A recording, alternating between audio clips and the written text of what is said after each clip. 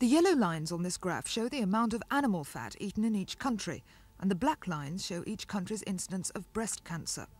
The conclusion seems obvious. More fat in the diet means more cancer among the population, and Britain has a great deal of both. What scientists are now doing is discovering the mechanism by which fat helps cause or fails to prevent breast cancer.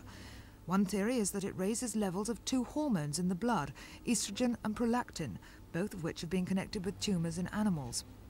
To test the theory, a group of vegetarian women have just spent a weekend in New Cross Hospital, where doctors took regular blood samples to analyse the level of hormones in them.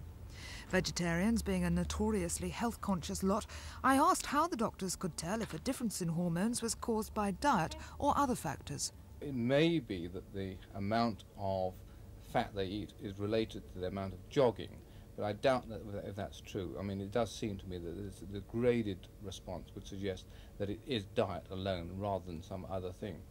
If people can't actually face the idea of going completely vegetarianism, short of that, is there anything they can do about their diet to help things? Obviously, if we did identify type food, then we could actually say to the public, well, you've got to reduce this amount of food.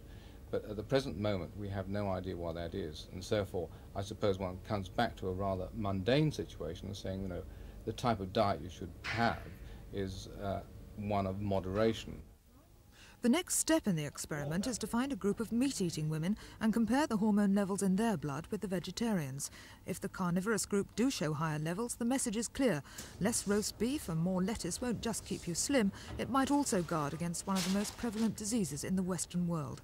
Rita Carter for Thames News.